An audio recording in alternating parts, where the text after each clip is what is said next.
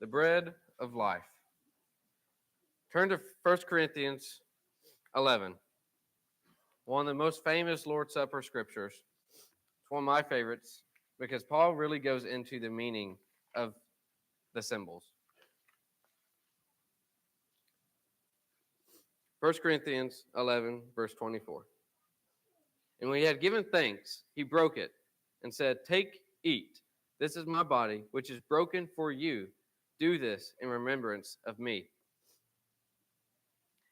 Have you ever smelled fresh baked bread?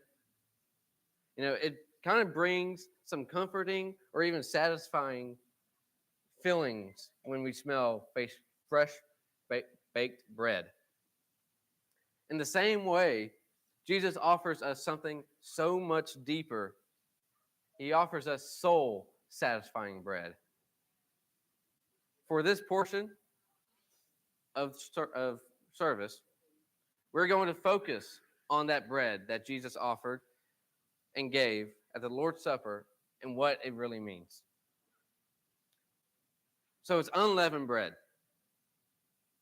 Well, why is it unleavened bread?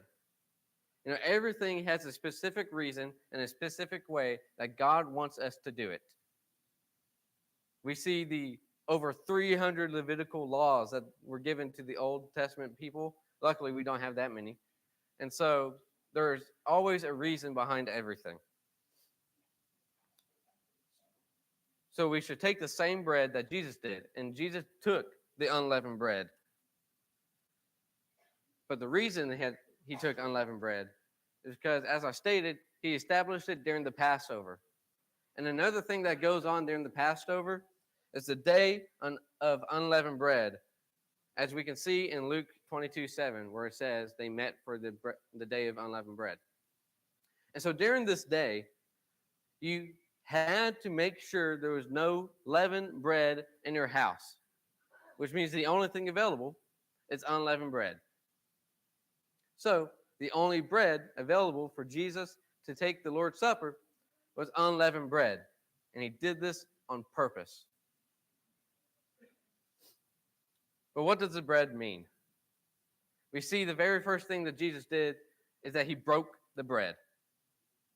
And I like what Paul says, because he broke the bread and he says, "Here, take, this represents my body, which I broke for you."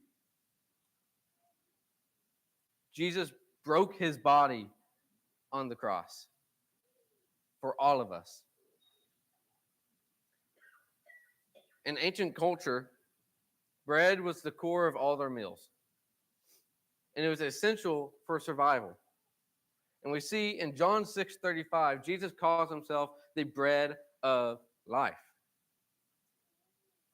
And so Jesus gave us bread to remember his sacrifice, but he also gave us bread to remember the life that he fought for and died for all of us to have. So when we take the bread, we have to remember this sacrifice Jesus made on the cross for all of us today.